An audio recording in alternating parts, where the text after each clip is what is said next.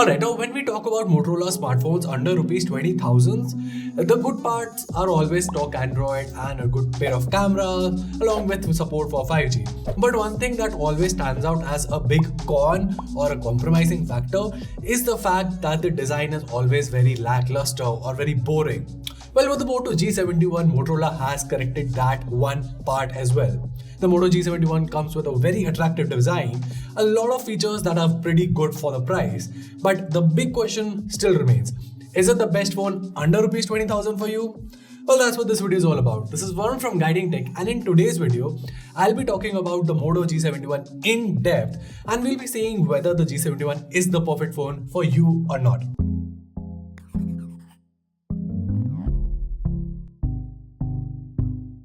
Okay, so let's kick things off by talking about the design here. Now, like I said, the design is quite good here. I wasn't expecting to be impressed by a Motorola phone in terms of the design, especially in this segment, but as it turns out, the phone is quite good. The color is attractive and the phone is quite ergonomic as well. And to be honest, at 179 grams, it isn't super heavy either. Now, one more thing that I would like to highlight is that the curves here hide the fact that this is 8.5 mm thick.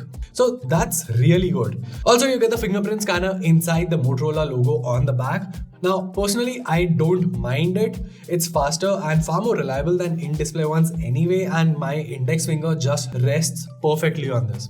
You also get a Google button here, which, well, similar to all other Motorola phones, is not customizable, but unlike other Motorola phones, is at least far more reachable now. You don't get any sort of Gorilla Glass protection or anything, though the device itself is IP52 rated, so that's good. As for connectivity, you do get dual SIM slots, but obviously there is no SD card slot here. And the good thing here is that you do get a dedicated 3.5mm headphone jack below, so that's nice to see. So yeah, overall the Moto G71 has a design that's functional, looks good and quite ergonomic as well. And honestly, I kind of dig the design here. Alright, so moving along, let's talk about the display here, which I feel is the biggest shortcoming of this phone. Alright, so reading off the spec sheet, you get a 6.4-inch AMOLED panel, and Motorola phones are known for featuring some of the most color accurate panels out there. And that's still the story here. The panel itself is very good. It's quite bright and it's very color accurate. You also get wideband L1 certification here as well. So Netflix works fine and YouTube also works well. There's no support for HDR content here, which feels like a bummer, but other than that, the panel is pretty good. Of course, like I said, it's AMOLED, so you can use it outdoors as well without having to struggle with direct sunlight on this. However, the biggest problem with this thing is that it's capped at just 60 Hz. See, here's the thing. I am okay with having a 60 Hz AMOLED panel if it's a budget device. Well, by budget, I mean under 15,000, like the Moto G31. But when you're launching a phone for 19,000 and you are offering just a 60 Hz refresh rate, that feels kind of a bummer. You have to respect the competition. Now, I can kind of understand why it's still at 60 Hz, which I will be talking about in the verdict of this video. So make sure that you keep watching till the very end. But yeah, judging solely by the display segment, the 60 Hz refresh rate definitely gives you an underwhelming feeling. Now, aiding the display segment is the audio part here, and on the Moto G71, you get a mono speaker at the bottom. I personally would have preferred stereo speakers here, but thankfully the single speaker here does get loud enough, so that's good for your entertainment needs. There's also support for Dolby Atmos, however, which is especially good if you're going to be using wired headphones. Now next up, let's talk about the camera here. You get a 50MP primary sensor, an 8MP ultrawide shooter, and a 2MP macro sensor, while on the front side, you get a 16MP sensor for selfies. Now overall, that sounds like a decent package, and in reality, the shots are quite convincing. The shots are nicely detailed and the colors are, well, in pure Motorola fashion, quite accurate. You also get good HDR here. Now, I won't deny the fact that it could use some improvement, but it's definitely better than most of the competing smartphones out there. The selfies also look pretty decent, and even the low light performance is not bad here. The only thing that I would like to stress on is once again the color reproduction here. But if you like saturated shots, then either you can do some post-processing or go for some of the competing brands that, well, bring out saturated shots by default. One thing that I just personally want to stress on is the camera UI here. It's Well, Motorola was offering a very good camera UI, but recently the new UI is something that I really do not like. It's very complicated and definitely takes a lot of time getting used to. I mean, if you look at other camera apps like the one that's there on ColorOS, that is quite easy to use, and Motorola could definitely learn a thing or two from that. Alright, so next up we have the performance factor, and the Moto G71 comes with the Snapdragon 695 5G processor coupled with 128 GB of UMCP storage. Now there are two things to highlight here. First, let's talk about the storage.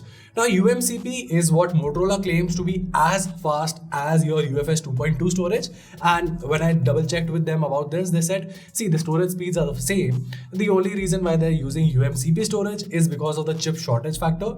So yeah, basically you get UFS 2.2 speeds, but in a different sort of naming convention is what they are calling it. Now, in reality, we did our testing and the speeds are more or less the same. In fact, you can even double check it with a storage speed tester, and that app, based on the storage speeds, reads it as UFS. So that's good to know. So yeah, on the storage front, you are pretty much sorted as an end consumer. Next up is the processor. And obviously, a lot of people will say that a Snapdragon 600 series processor for a 20,000 smartphone. Well, once again, the fault here is not with Motorola, but with Qualcomm, because their naming convention is absolutely The Snapdragon 695 actually has a performance that's better than the Snapdragon 765, which was there on the original OnePlus Nord, and just slightly behind the Snapdragon 768G, which currently powers the iQOO Z3. Now, both of those devices had the Adreno 620 GPU, so the Moto G71 is just slightly behind with its Adreno 690, but the performance is pretty good here, and basically is what you would expect from a 19,000 phone. Now, games like BGMI and Call of Duty run at medium settings with no issues whatsoever. There's no frame drops anywhere and no heating per se. In fact, even in a 15-minute CPU throttling test, the phone only throttles to 92% of its peak performance, and that's nice to see. Next up, we have the battery life here. You get a 5000 mAh battery with 33 watts of fast charging, and it's nice to see that Motorola has come at par with the competition in terms of the charging speeds.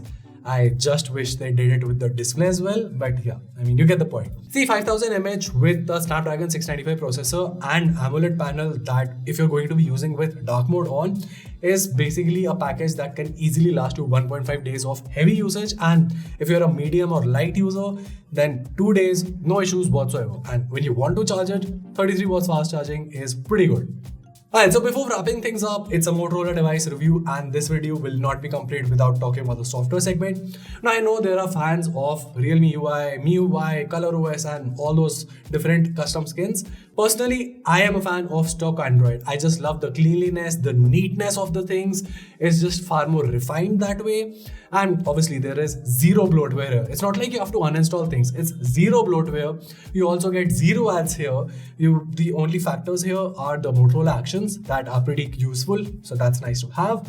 And yeah, I mean, I personally do prefer that kind of a clean UI. You also get ThinkShield security, which is as good, if not better, than Samsung's Knox security for Android. So that's also a security feature. Obviously, you do miss out on a lot of customizability features that most custom skins offer, but that's the kind of trade-off you have to have for, well, a more cleaner UI. So yeah, I am personally leaning towards stock Android, but if you like something else, obviously there's a lot of competition out there. So, final verdict. Is the Moto G71 the best phone under rupees 20,000? Well, it's a tough call. See, right now you would say that the Moto G71 has a direct competition with the Redmi Note 10 Pro. And the biggest standout factors between them is the display. I mean, sure, there are other factors as well. You have the design, which is quite subjective. Then you have the camera performance, which once again is subjective, whether you like accurate colors or you like saturated colors. The biggest talking point would obviously be the display, and the Redmi Note 10 Pro easily wins the hands down with its 120Hz Super AMOLED panel. The advantage that the Moto G71 has is that it comes with support for 13 5G bands. It's a proper global 5G phone, while the Redmi Note 10 Pro is a 4G device. So yeah, that's basically a recurring theme here. If you're looking for a 5G phone under a specific budget, then you'll have to compromise on certain things. The Moto G71 manages to check pretty much all of the boxes that you would demand from a good phone under rupees 20,000. The only compromise here is the display. Now obviously if that's a problem for you, there are plenty of other devices to choose from, and the Redmi Note 11 series will be launching pretty soon as well, so you can stay tuned for that. But if the high refresh rate is not going to be a big con for you, the Moto G71 is an easy recommendation.